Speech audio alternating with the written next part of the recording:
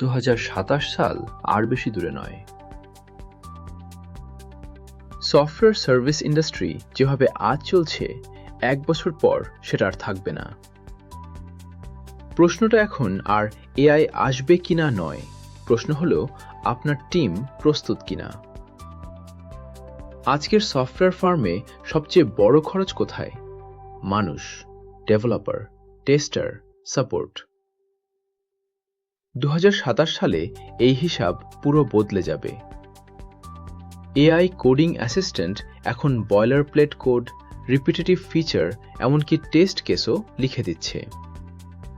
ফলে যেসব কাজ আগে জুনিয়র ডেভেলপারদের দিয়ে করানো হতো, সেগুলোর দাম ক্রমশ কমতে থাকবে। শুধু কোডিং নয়, monitoring, inventory, forecasting, customer support, এই কাজগুলো এখন এজেন্ট হ্যান্ডেল করতে পারে। আমরা নিজেরাই ওডুর মতো ইআরপি সিস্টেমে এআই এজেন্ট বসিয়েছি, যারা রিয়েল টাইম ডেটা দেখে নিজে থেকেই ডিসিশন নেয়। এটাই 2027 সালের আসল ছবি। এখানেই দুটো রাস্তা। যারা শুধু কোড টাইপ করতে জানে, তাদের জন্য এটা খারাপ খবর। কিন্তু যারা এআইকে নিজের টুল বানিয়ে সমস্যার সমাধান করে, ক্লায়েন্টের ব্যবসা বোঝে আর সিস্টেম ডিজাইন করে, তাদের চাহিদা আগের চেয়ে আরও বাড়বে। বাংলাদেশের সফটওয়্যার ইন্ডাস্ট্রির সবচেয়ে বড় সুযোগও এখানেই।